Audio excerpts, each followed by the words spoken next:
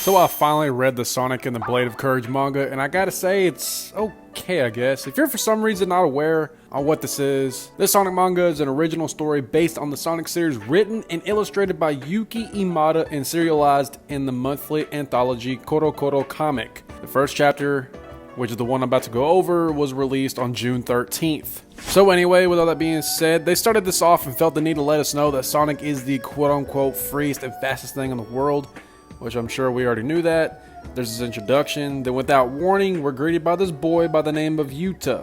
Not much is really known about this kid other than he's a grade school student. That's okay, I guess, but to be honest, like, who cares? One day, he was on his way home from school, I'm guessing, and is all of a sudden snatched up by this creep that literally just robbed a bank, only because he's running from the police and is using this kid as a human shield.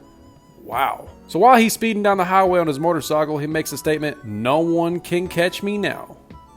Oh yeah? So Sonic somehow heard him say that. I'm guessing Sonic has super hearing all of a sudden. He shows up to save the day. I put that in quotes because despite the fact that this is a creepy ass dude, has a child hostage, Sonic thinks it's a good idea to race to the tallest trees over there.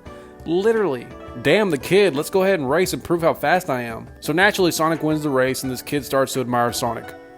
Oh god, please no. Sonic isn't the one that stops the robber. No. The one that stops the robber is a rock. Yeah, a rock. And obviously Sonic will take all the credit for it. Cool. Meanwhile, the senile old lady thinks Sonic helped her, and these construction workers are furious due to Sonic's irresponsible behavior, leaving footprints in their freshly placed concrete.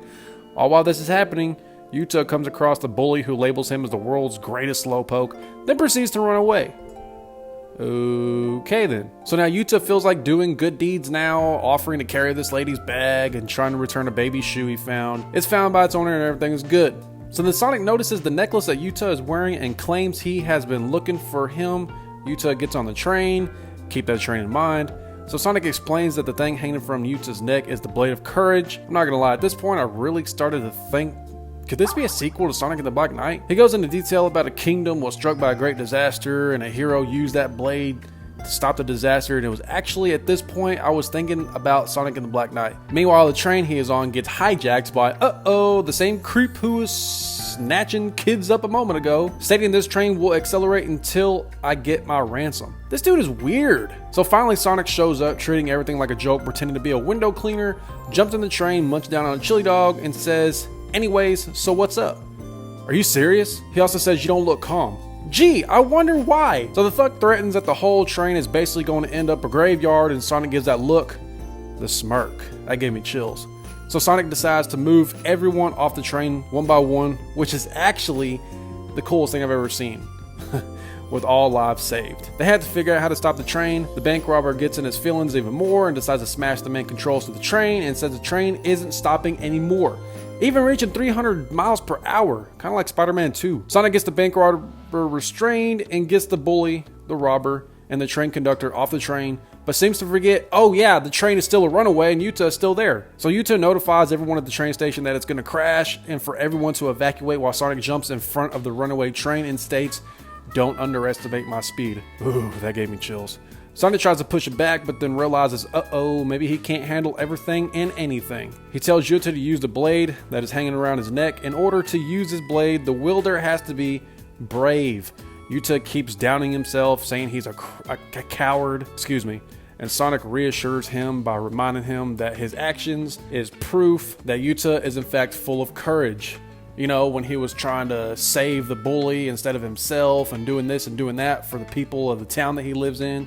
Yeah, this triggered the blade, and I don't know if he stabbed the control panel or just planted it in the floor, but whatever the case may be, it slows the train down, allowing Sonic to push it back, and man, this is the sickest illustration I've ever seen. Yuki Imada outdid himself, or herself, whatever.